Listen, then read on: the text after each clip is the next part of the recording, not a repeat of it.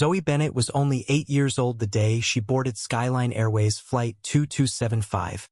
But what she endured would leave an indelible mark on everyone aboard. Small for her age, with big brown eyes and neatly braided hair tied with purple ribbons, she carried the quiet confidence of a girl raised by someone who taught her that her presence mattered, no matter the room. Her father, Malcolm Bennett, was a self-made man, CEO of Skyline Airways. From baggage handler to boardroom executive, Malcolm had climbed every rung of the aviation industry through relentless grit and unwavering integrity. But more than a CEO, he was a father who believed his daughter should know humility, and that privilege meant little without empathy. That's why he booked her flight from Atlanta to Chicago like any other unaccompanied minor, albeit in first-class a seat he had every right to buy. Zoe clutched her boarding pass with a sense of wonder. She had spent the week with her grandparents and was now headed home. Her first stop, the Skyline VIP Lounge. As per policy, unaccompanied minors in first class had lounge access, something clearly marked on her documents. But when she arrived, the woman at the desk, a lounge attendant named Denise, eyed her with skepticism. "Sweetheart, are you sure you're in the right place?" Denise asked, her tone coated in condescension. "I have lounge access," Zoe said politely, pointing to her documents. Denise picked up the phone. Her whispered conversation made no effort to hide her doubt. "A little girl claims she has first-class access." "Yes, she's alone."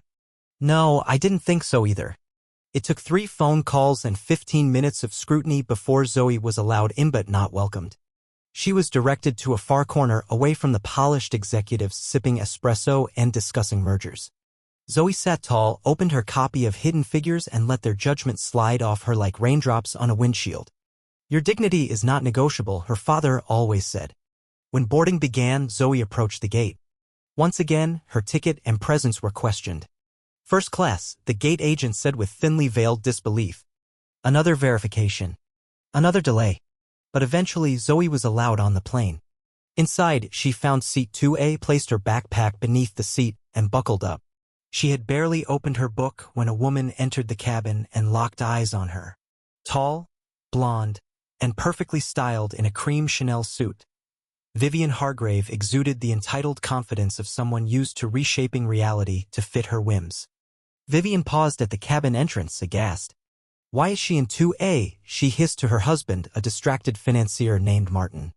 Vivian turned to the nearest flight attendant, a woman named Candace, and gestured sharply. "That child is in my seat." "She has a valid boarding pass for 2A, Candace replied after checking. Still, the doubt remained.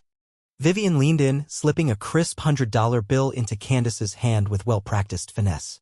"My husband's firm does millions in business with your airline. This isn't about the seat. It's about standards.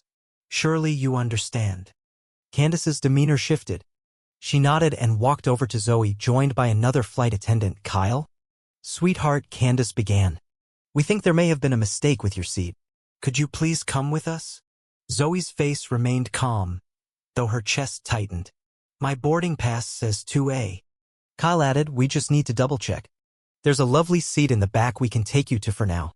Zoe refused to cry. She handed over her boarding pass again, watching as they examined it like it was fake. Around her, murmurs spread. "Children don't belong in first class," someone muttered.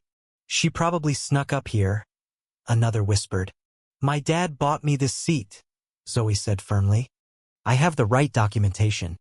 For everyone's comfort, Candace said tightly, "We need to reassign you." With that, Kyle grabbed her bag and began leading her toward economy. Passengers stared. Some judged. Others stayed silent. Only one person acted.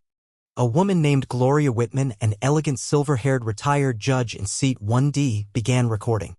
She had lived through the civil rights movement and had seen this play before.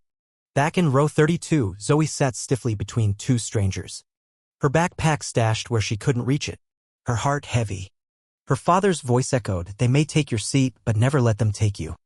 Meanwhile, Vivian slid into seat 2A like a queen reclaiming her throne. "Much better," she sighed, sipping champagne. But the flight didn't take off. Minutes passed. The tension thickened. Then the jet bridge door reopened. A woman in a navy pantsuit boarded, flanked by the chief purser. "Good afternoon," she announced. "I'm Charlotte Green, VP of Passenger Experience. We need to correct an error." She looked to the purser. Locate Zoe Bennett. Zoe was escorted forward. Vivian stiffened. Charlotte addressed the cabin. MS. Bennett was wrongly removed from her assigned seat 2A. The passenger occupying it must vacate it now. Vivian blanched. I was told she didn't belong here. I paid Candace to fix it. Yes, Charlotte said. And that was a violation of Skyline Airways policy. The PA crackled. This is Malcolm Bennett, CEO of Skyline Airways. I was made aware that my daughter Zoe was removed from her rightful seat. I authorized immediate dismissal of the crew involved. MS. Vivian Hargrave is also being removed from this flight and permanently banned from our loyalty program. Gasps filled the cabin. Security arrived. Vivian sputtered in disbelief but had no allies left. Candace and Kyle were also escorted off. Their uniforms stripped of wings. Zoe returned to 2A. Gloria took the seat beside her and gently patted her hand. You were extraordinary, young lady. A new crew arrived. One attendant offered Zoe apple juice with a smile devoid of condescension. With our compliments, Miss Bennett. As the plane flew west toward Chicago, Zoe finally allowed herself to breathe. She pulled out her sketchbook and began drawing a phoenix rising through clouds. Later, her tablet buzzed. A video call. Malcolm appeared. Hey, Butterfly. Hi, Daddy. I did what you said. I stayed calm. You did perfect. And yes, I fired them. I also started something new. We're launching a dignity initiative. Training. Oversight. Passenger advocates. All because of you. Would you have done this if I weren't your daughter? Zoe asked. Malcolm paused. I hope so, but it's easier to act when it happens to someone you love. I promise you, because of what happened to you, we'll protect everyone. When the plane landed, passengers let Zoe deboard first. Malcolm stood waiting. She ran to him, finally letting herself cry. I was scared, but you were brave. And brave isn't the absence of fear, it's what you do anyway. Beside them, Gloria offered her hand. Mr.